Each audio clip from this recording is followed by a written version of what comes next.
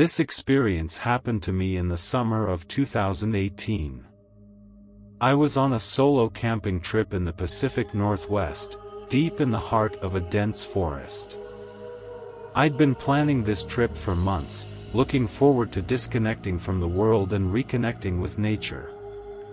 I'd chosen a remote spot, miles away from any town or cell service, where the only sounds were supposed to be the rustling of leaves and the occasional call of a bird. But what I experienced there was anything but peaceful. I arrived at the campsite late in the afternoon, just as the sun was beginning to dip below the tree-line. The air was crisp, and the forest was alive with the sounds of nature. I set up my tent, started a small fire, and cooked myself a simple dinner. Everything felt perfect. As night fell, I sat by the fire, sipping on a cup of tea and enjoying the solitude. But as the darkness deepened, I began to feel an unease I couldn't quite shake. At first, I brushed it off as my imagination running wild. The forest at night can be an eerie place, and I was alone, miles from anyone else. But then I started hearing things.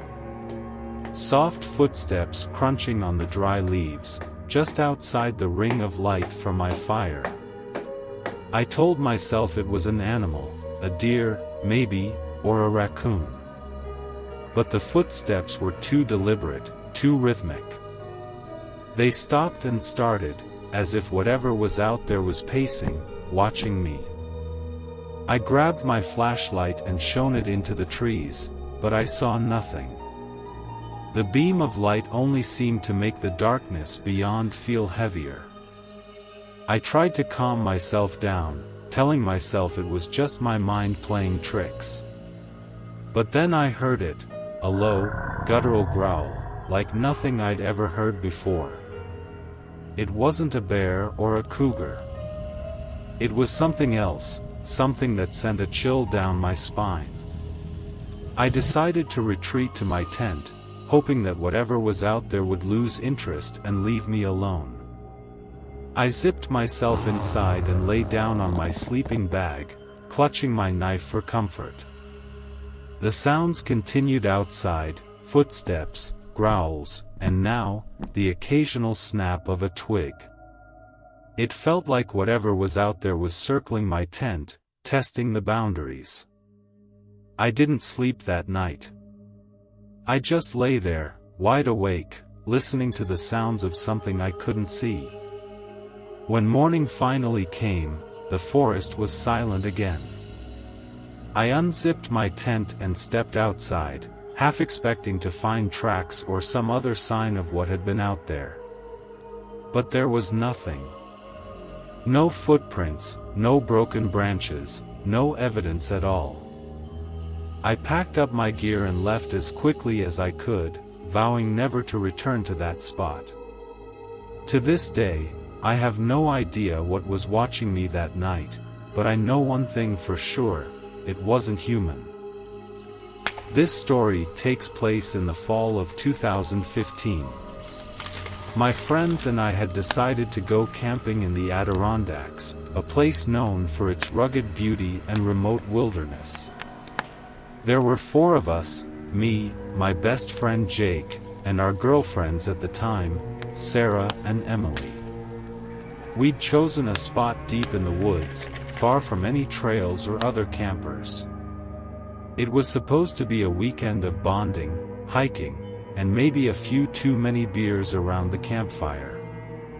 The first day was perfect.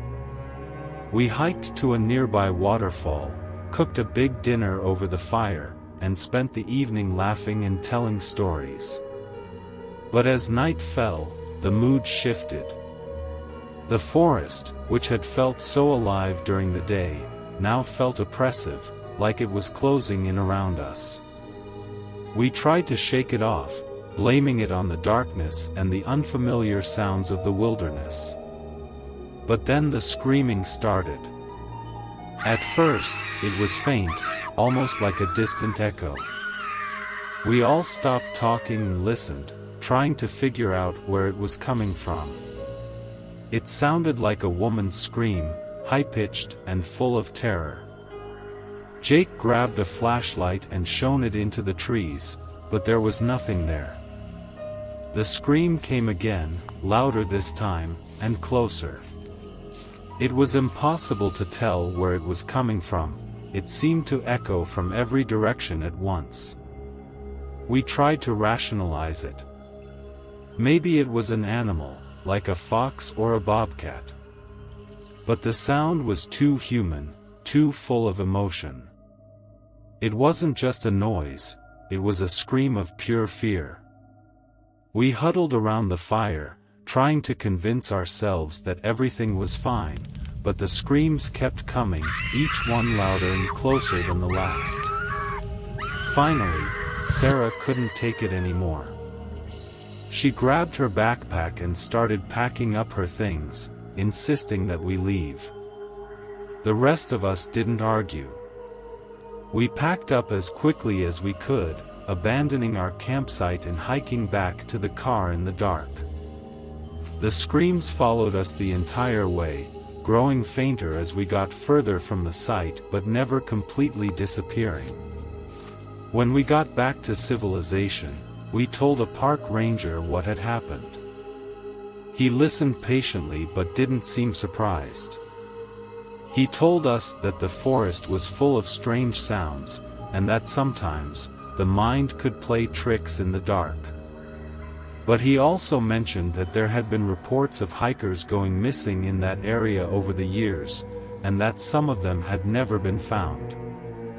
To this day, I don't know what we heard that night. Was it an animal? A trick of the wind?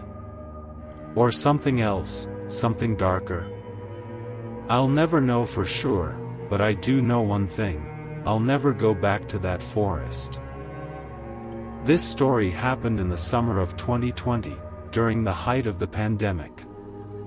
My brother and I had decided to go camping to escape the stress of lockdown. We chose a spot in the Ozarks, a place we'd been to before and loved for its rugged beauty and isolation. We packed up the car with our gear and set off, looking forward to a few days of peace and quiet.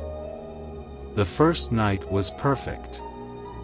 We set up camp, cooked dinner over the fire, and spent the evening talking and laughing under the stars. But as we were getting ready for bed, we heard something strange, a low, guttural growl, coming from the trees just beyond our campsite. We shone our flashlights into the darkness, but there was nothing there. We tried to brush it off as an animal, but the sound was unlike anything we'd ever heard before. The next morning, we woke up to find strange tracks around our campsite. They were large, too big to be a dog or a coyote, and they didn't match any animal tracks we were familiar with.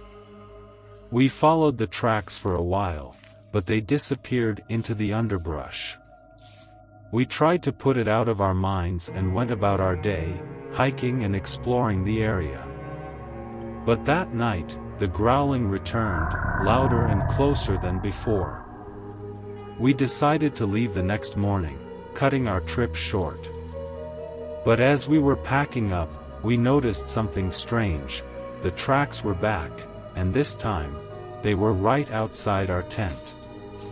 We loaded up the car as quickly as we could and drove home, trying to shake off the unease that had settled over us.